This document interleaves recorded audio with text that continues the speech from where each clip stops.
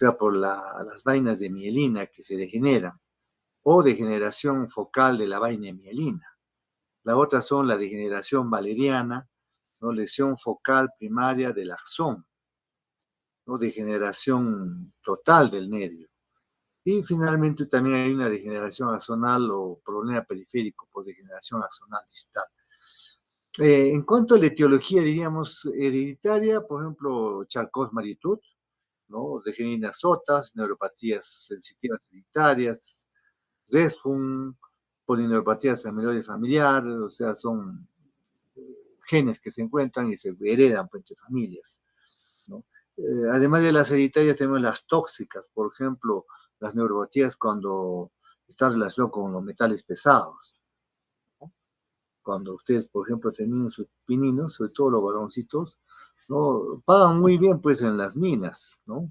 Uno termina juntando dinero para comprarse su carro, su casita, etc.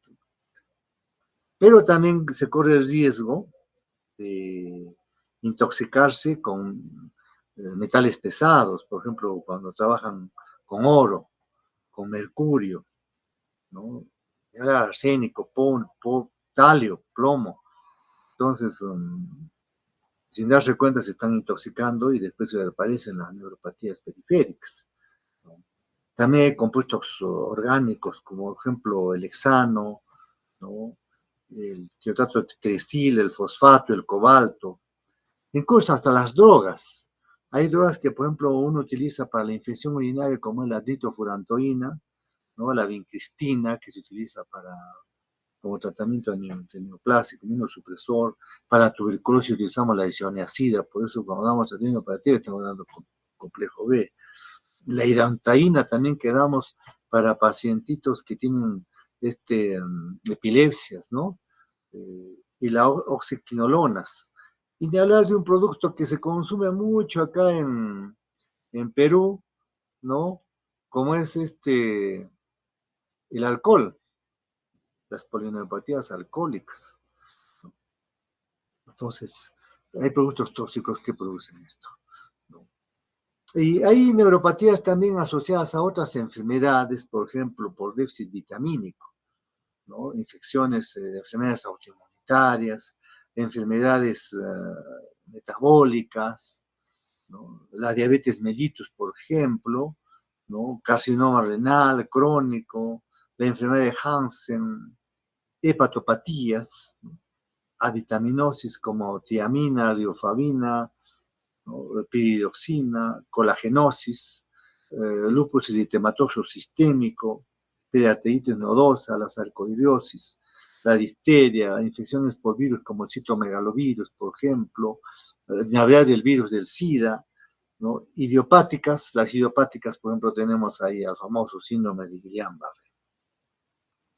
Entonces, el cuadro clínico de estas enfermedades neuropatías periféricas, digamos que el principal signo por el cual viene el pacientito dice, doctor, tengo debilidad muscular. Entonces, a veces examinamos y encontramos parálisis flácida, abdominio distal simétrico, compromiso de la sensibilidad con anestesia, hipoestesia, guantes y medias o calcetín, se afecta más que la parte motora. En las polineuropatías crónicas hay enfermedad, deformidad, pero también hay compromiso autonómico. Y aquí encontramos anhidrosis, hipotensión ortostática, que son los más frecuentes. Otros pupilas de tamaño mediano, no reactivas, ausencia de lágrimas y de saliva, diarrea esporádica, impotencia sexual, compromiso de esfínter vesical, rectal, debilidad y dilatación del esófago y colon. También tenemos neuropatías porfíricas que a veces nos sorprenden, ¿no? Que ocurren en forma aguda como aguda intermitente, y es por deficiencia de la enzima porfobilinógeno de aminasa. ¿Qué encontramos en una porfiria, por ejemplo? ¿No? Hay crisis recidivantes de dolor abdominal, A veces están en clínicas psiquiátricas estos pacientitos, ¿no? Tienen su trastorno psiquiátrico porque tienen delirio, convulsionan, eso también puede estar viendo el neurólogo. Hay manifestaciones gastrointestinales como cólicos abdominales que lo ve el gastroenterólogo, que simulan incluso abdomen agudo, ¿no? Incluso hasta en neurocirugía, el cirujano ya entra a operar y se da con la sorpresa que no hay pues nada, ¿no? El paciente tiene náuseas, constipación. Y cuando haya manifestaciones neurológicas, ya se va a encontrar, repito, una encefalopatía metabólica, excitación, confusión, alucinaciones, depresión, estupor, coma, convulsiones, ¿no? Hay polirradiculoneuropatía, diríamos, o polineuroradiculopatía aguda, flácida, de tipo motor, que progresa hasta una cuadriplejía. Uno se sorprende y te chuquillan, a ver. Entonces puede haber parálisis respiratorio, sacamos líquido cefalorraquídeo para ver si hay una disociación alguna situación normal, generalmente. Entonces, y la característica clave es aquí el laboratorio, porque hay una eliminación urinaria de ácido delta-aminolevolínico del porfobilinógeno que aumenta los ataques en la orina en 24 horas. Entonces, ha habido énfasis, si no tiene laboratorio para dosar esa deficiencia de porfobilinógeno de aminasa, agarran la orina, la ponen ahí al sol, esperan unas horas y se tiñe de rojo. Ya está el diagnóstico, ¿no? Entonces, el diagnóstico a veces ya está hecho con ese análisis, ¿no? Simplemente con la orina exposición al sol, ¿no? Y el tratamiento, pues, damos 500 miligramos de hematina, o sea, 4 miligramos por kilo, por 10 a 15 días cada 12 horas.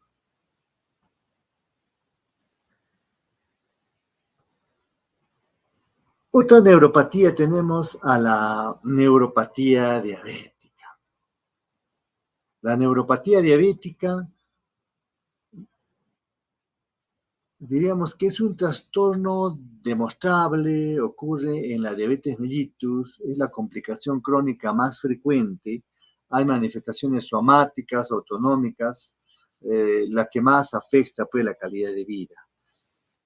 La neuropatía diabética es el factor más importante en el desarrollo de pie diabético, un factor predisponente a la amputación.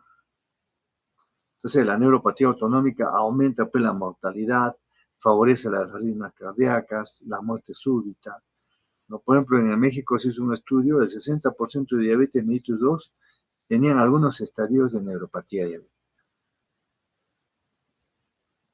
En cuanto a la fisiopatología, ¿no? de la neuropatía diabética, ¿no? Podemos mencionar que hablamos del aumento de la derivación de la glucosa por la vía de los polioles. Hay aumento de la glucación no enzimática de las proteínas.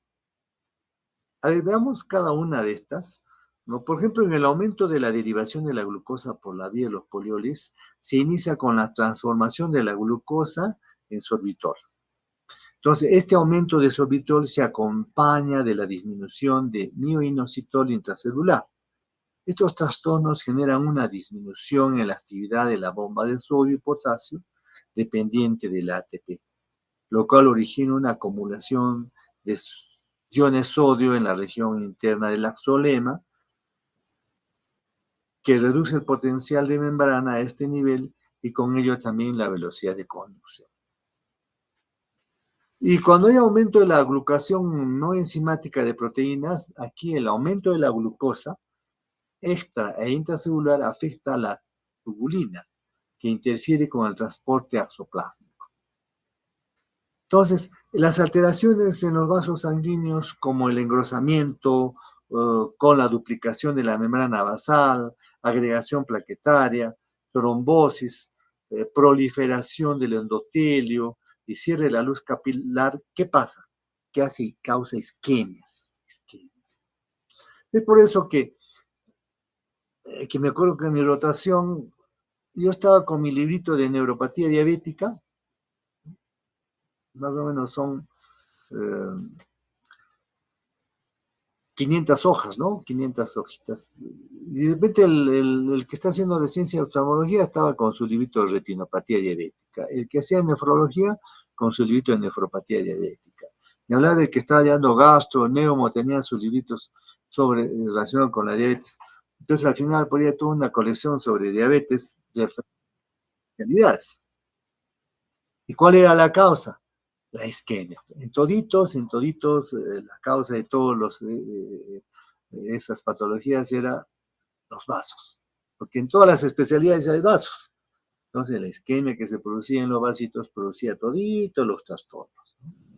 Entonces, además del tiempo de evolución de la diabetes mellitus y del grado de control, existen otros factores que pueden predisponer a la neuropatía diabética, como son, por ejemplo, la talla alta, la obesidad, el tabaquismo, la hipertensión arterial, la insuficiencia renal, la diálisis renal, hemodiálisis, hiperlipidemia y el alcoholismo. ¿Qué hay de la clasificación de esta neuropatía diabética? La clasificación no describe una enfermedad clínica, pero se describe a un grupo distinto de síndromes. Por ejemplo, podemos mencionar un síndrome que es la neuropatía subclínica de tipo 1 y después veremos la neuropatía clínica de tipo 2.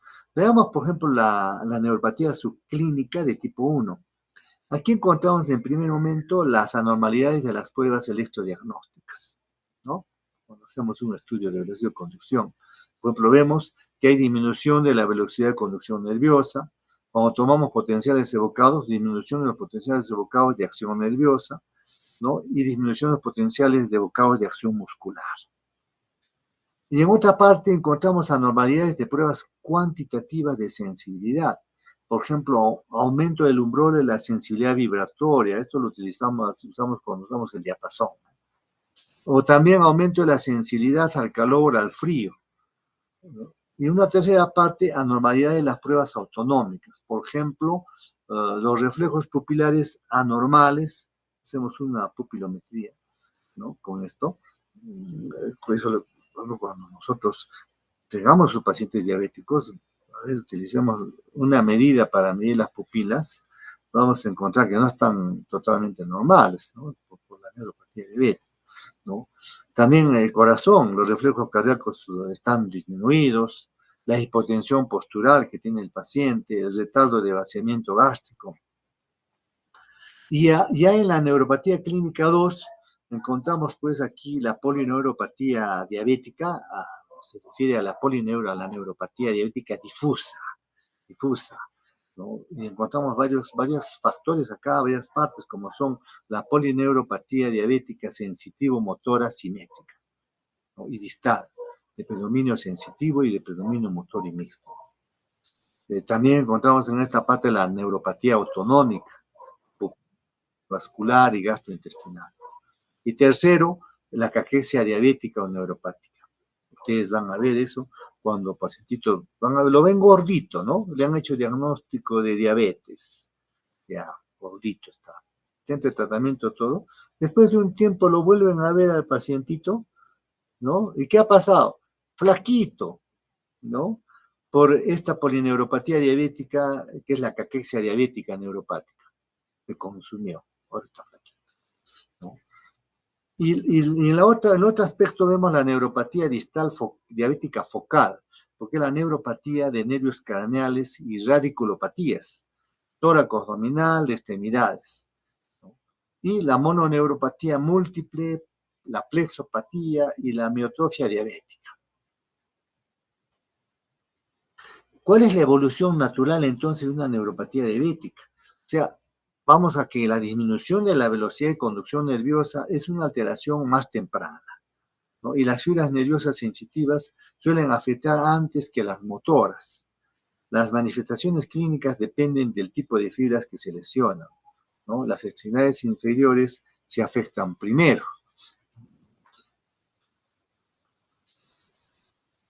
Y nos vamos ahora a la chancaca, porque si hemos hablado, dice, no he entendido, doctor, casi mucho lo que ha dicho, ¿no? Sí, eso es un tema de su especialidad. Pero como están viendo, han visto en endocrino que existen más de 1 millón de peruanos que tienen diabetes y que no saben que tienen diabetes. ¿Y qué hay del otro millón que sí sabe y está en tratamiento? ¿No? Entonces me lo estoy refiriendo, ahora sí vamos a hablar sobre las manifestaciones clínicas, que son las que ustedes van a ver, como por ejemplo en la neuropatía somática difusa que hemos hablado hace un momento, como es la polineuropatía motora distal simétrica, que es la forma más frecuente de neuropatía diabética, esta somática difusa, ¿no?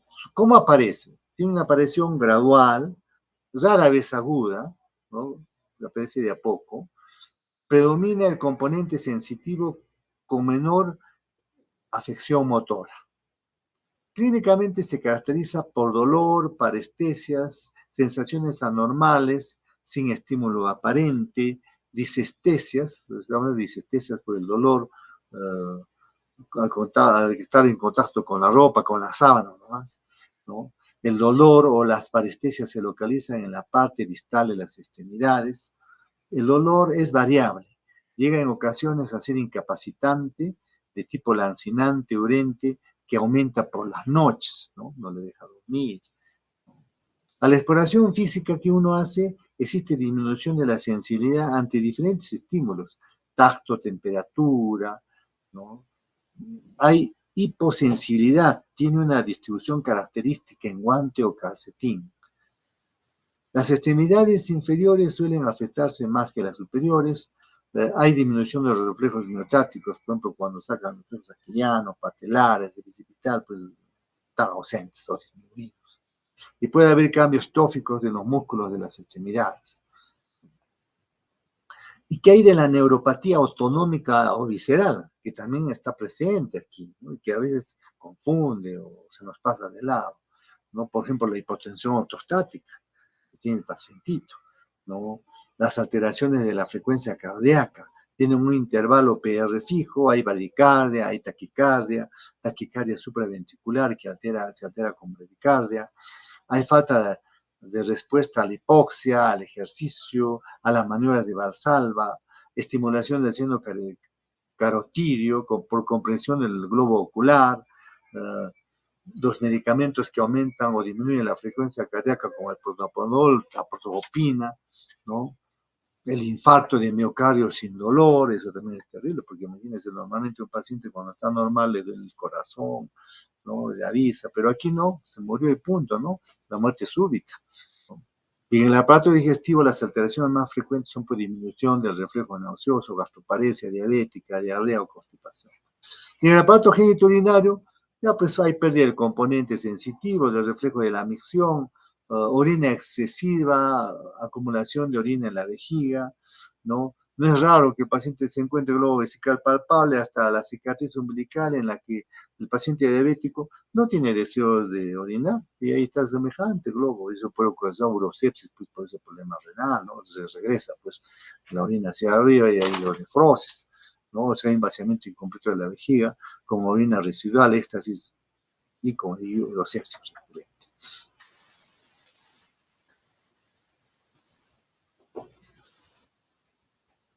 Y ahora nos vamos a hablar de una patología eh, tan frecuente como es el síndrome de Guillain-Barré.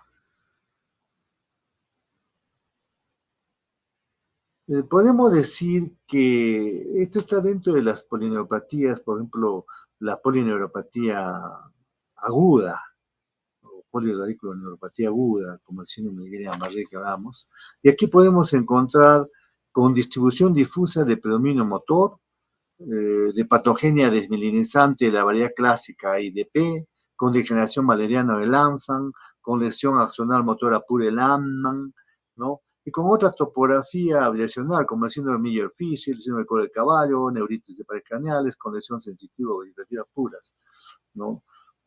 Y esas son las agudas. Después ya se verán las polirradiculopatías residentes crónicas, como la idiopática, la asociada a plaga proteinemia, el linfoma de VIH, hipertiroidismo, colitis, osteosis, enteritis regional, etc., que son menos frecuentes.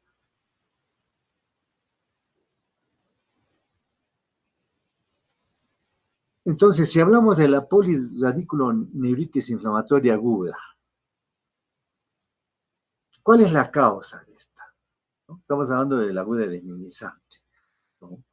La causa, el 70% tiene antecedente de tener infecciones virales, respiratorias, gastrointestinales, vacunaciones, intervenciones quirúrgicas, ¿no? Y eso han visto pues ahora en la pandemia de COVID, ¿no? ¿Cuántos han tenido estos tipos de trastornos? ¿No? Por la vacuna, por el mismo COVID, ¿no? Entonces, las bacterias comunes que producen esto es el Campylobacter jejuni, alrededor de un 30%. Otros agentes son el Haemophilus influenzae, el Mycoplasma pneumoniae, el virus del VIH, en la fase de cero conversión, la hepatitis A, hepatitis B, el citomegalovirus, el Epstein-Barr, varicela zoster, el dengue, borrelia y brutojel. La variedad taxonal se asocia con Campylobacter jejuni y el Mycoplasma pneumoniae lo relacionamos con Miller-Fisher y el citomegalovirus, ¿no? Las vacunaciones contra la gripe, el tétanos, la difteria, la rabia, varicela, poliomielitis oral, fiebre amarilla, todo esto pueden ser causas. Ahí tenemos la estreptocinasa, a veces cuando se usa heroína, el linfoma de Hodgkin también puede ser otra causa, después de trasplantes de órganos sólidos o a veces de médula ósea, ¿no? Los que trabajan, por ejemplo, en mataderos expuestos a restos de cerebro de cerdo, aerosolizados. Y en cuanto a la patogenia, se trata de un proceso autoinmune celular, ¿no? Y humoral contra los antígenos de las vainas de mielina a nivel periférico, ¿no? Anticuerpos contra las moléculas de adhesión de los nodos de Rambier, ¿no? Y en la clínica encontramos una triada, ¿no? Vamos a encontrar parestesias ligeras en pies y manos, debilidad ascendente y arreflexia.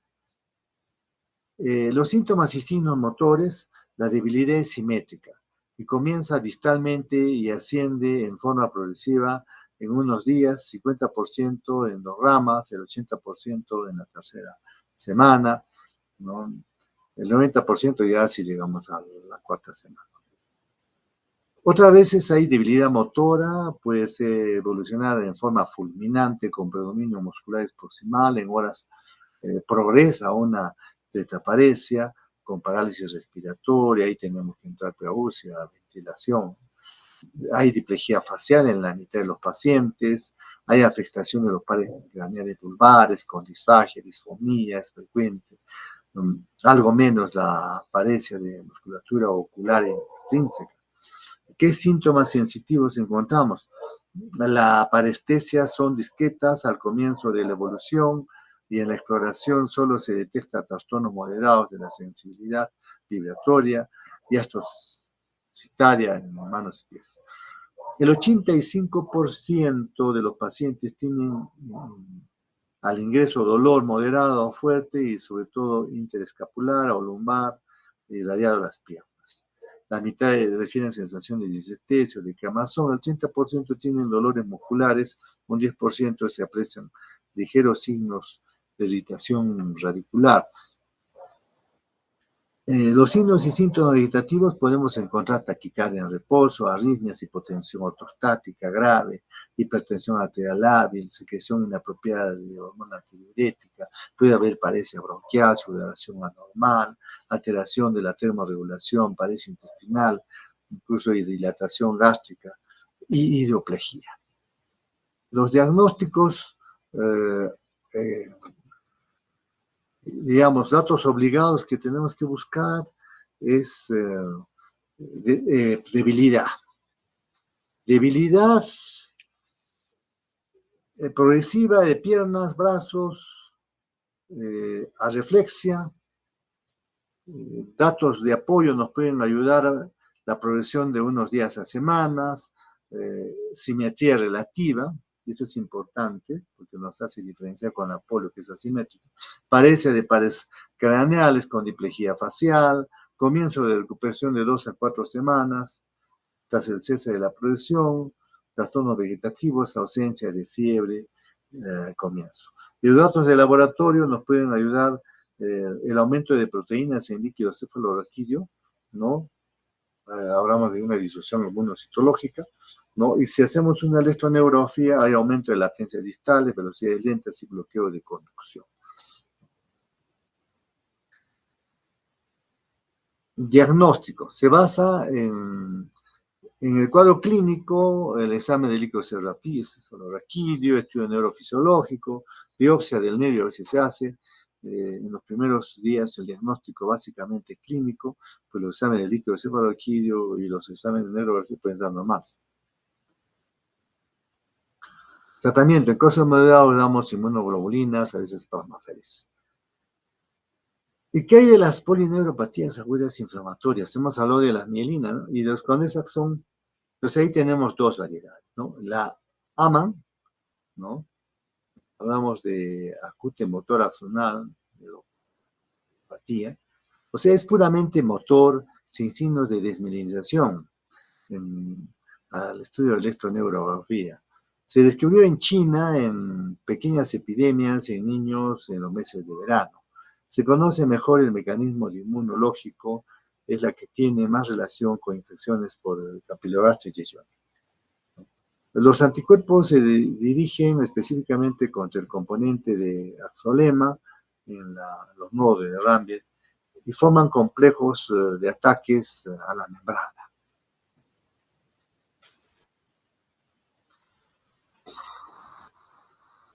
Desaparecen los canales de sodio y se despega la mielina paranodal, lo que da lugar a la falla de conducción nerviosa más tarde en la degeneración axonal.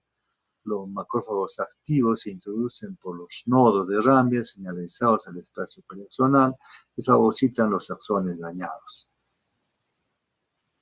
Evolución favorable con Guillain-Barré.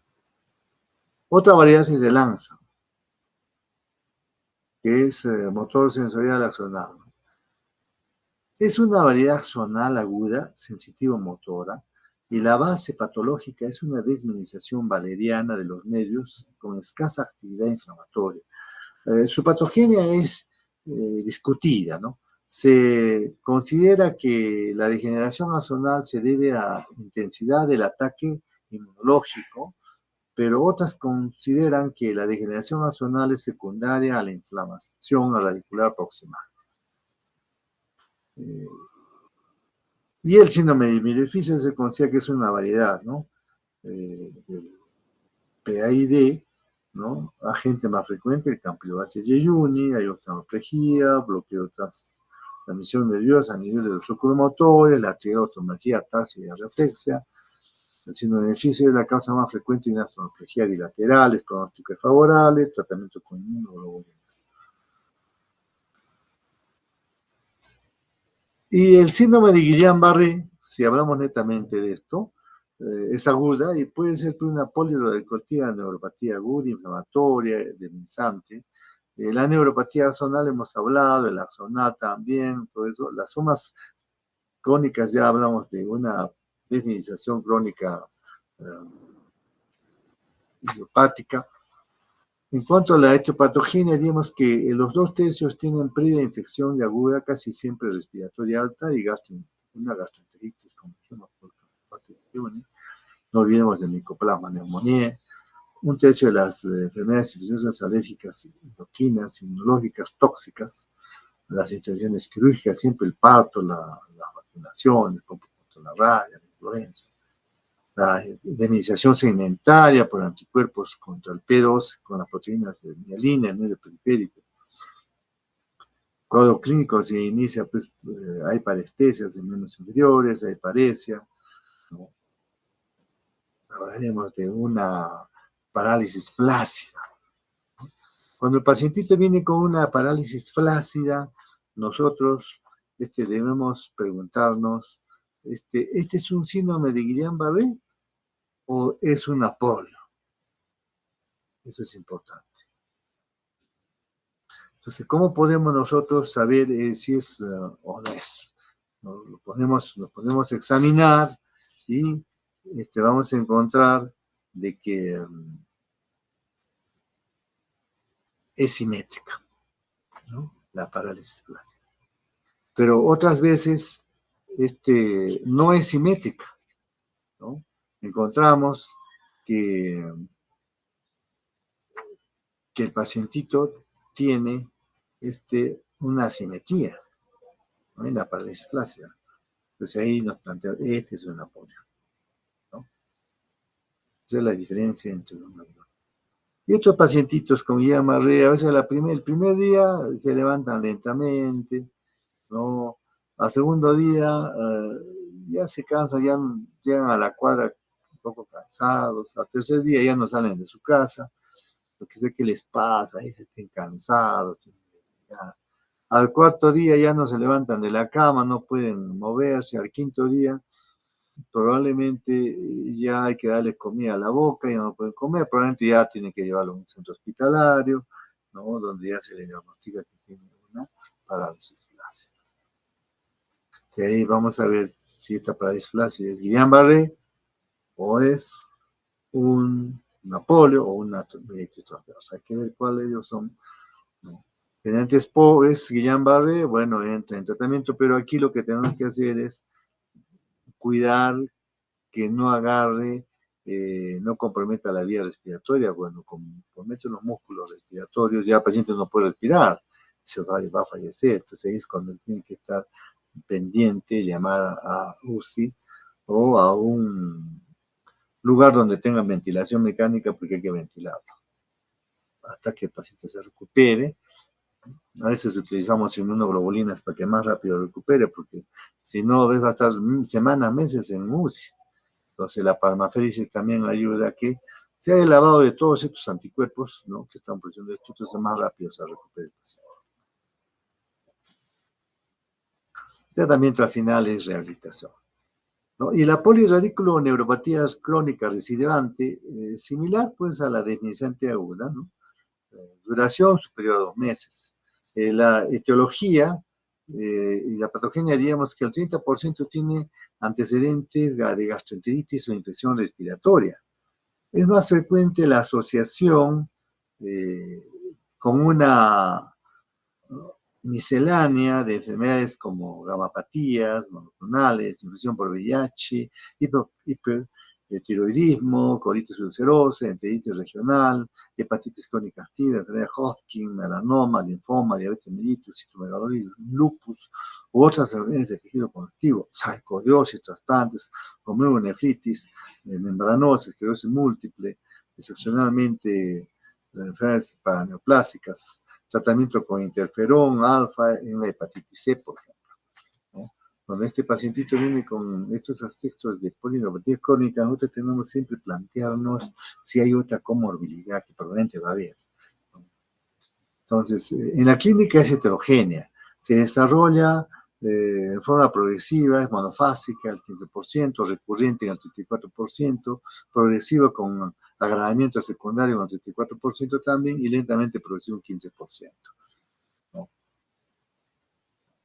Habitualmente se encuentra un compromiso mixto, sensitivo motor, hay ataxia sensorial, las debilidades es el síntoma más frecuente, que se presenta en un 90% de los casos. Suele comenzar con debilidad de predominio proximal, pero puede ser distal también, sin calambres ni fasciculaciones. La debilidad proximal hace de esta polineuropatía crónica recidivante un caso especial dentro de las polineuropatías, ¿no? Suele ser de distribución simétrica, pero no son raras algunas asimetrías o empeoramientos localizados del déficit motor. Hay hiporreflexia, areflexia difusa, alteraciones sensitivas objetivas sobre el tejido de sensibilidades profundas. Son frecuentes las parestesias y las sensaciones no dolorosas y necesarias, pero el dolor neuropático intenso es poco frecuente. Es raro que se vean afectados los pares séptimo, noveno, décimo. Y se han descrito una distribución atípica con afectación selectiva del plexo braquial o plexo lumbosacro, unilateral o bilateral, o troncos nerviosos con una multineuritis y en ocasiones de predominio distal. La variedad que afecta primero a los brazos con una distribución de tipo multineurítico se denomina síndrome de Lewis-Sumner.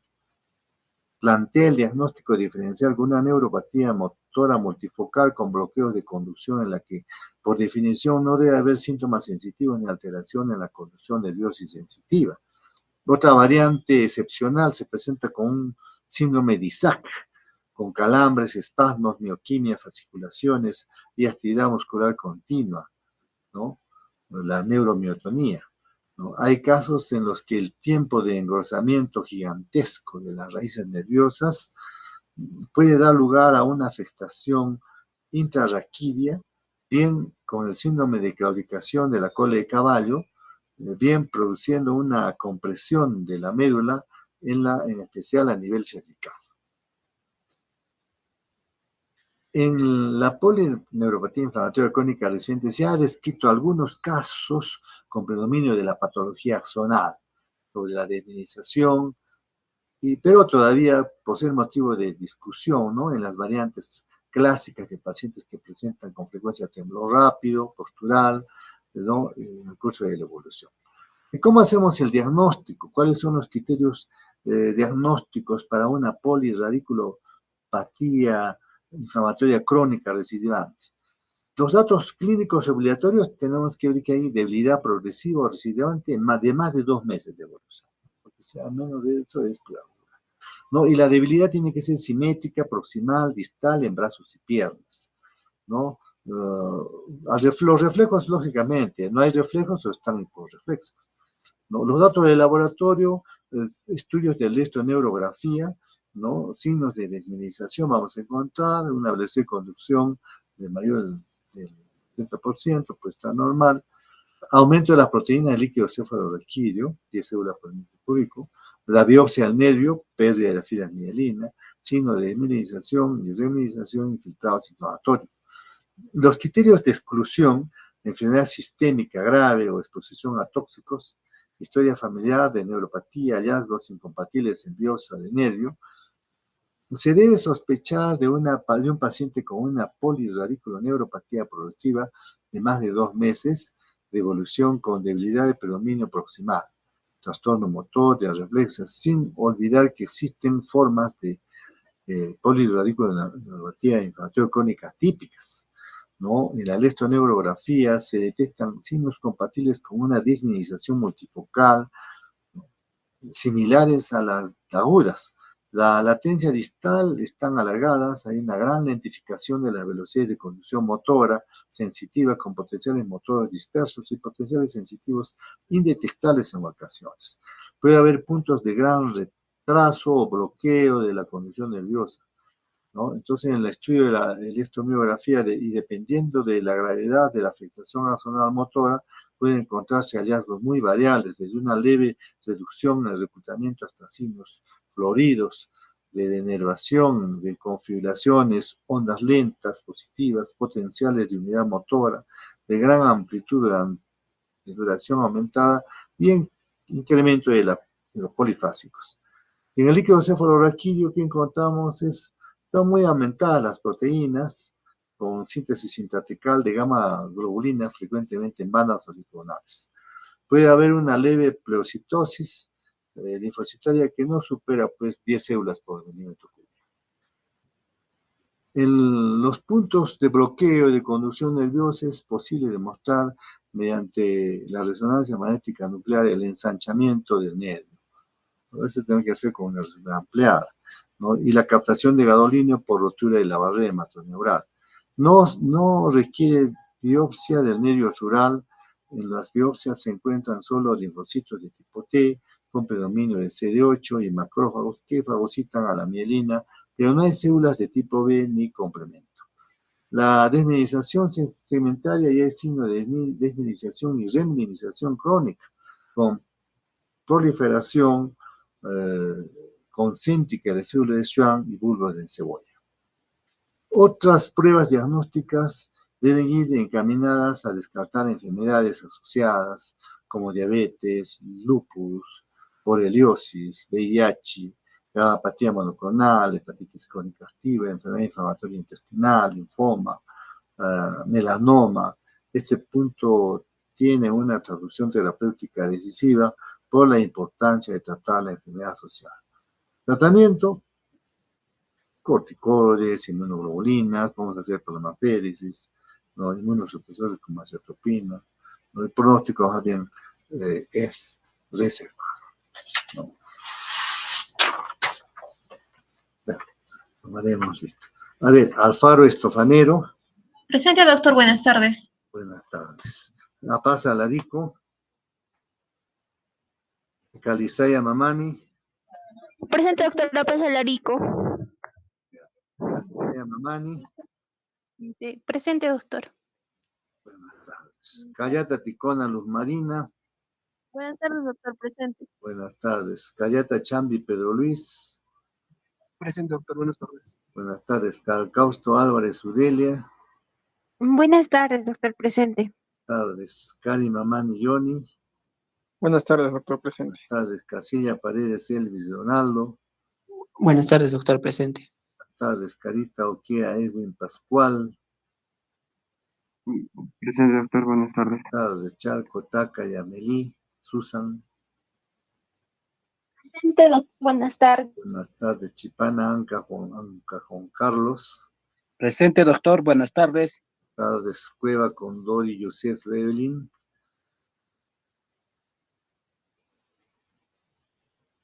Cutipa Chaña Cintia. Doctor, buenas tardes. Buenas tardes. Cutipa Cela Diego Stalin. Doctor, buenas tardes, presente. Buenas tardes. Flores Mamani Jaquín Vidal. Buenas tardes, doctor. Presente.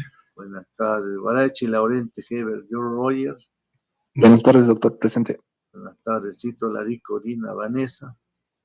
Presente, doctor. Buenas tardes. Buenas tardes. Itusaka Kawa Angeli Amparo. Presente, doctor. Buenas tardes. Buenas tardes. Llano Mamani Yenir Esther. Presente, doctor. Buenas tardes. Buenas tardes. López Rosas Germán. Luicho Tipo Dante Yumer. Machaca Calcina Max. Russell.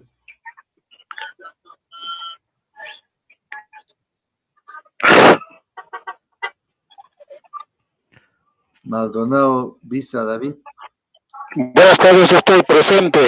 Buenas tardes. Mamani Cori Ever Giampiero. Buenas tardes, doctor. Presente. Buenas tardes. Mamani Hender. Presente, buenas tardes, doctor. Buenas tardes. Mamani Maquera Richard Renan. Presente, doctor. Buenas tardes. Buenas tardes. Mamani Quispe Midward Ronnie. Presente, doctor. Buenas tardes. Buenas tardes. Mamani Ticona Yajaira Yos Moscheline. Presente, doctor. Buenas tardes. Buenas tardes. Mamani Charico Stephanie.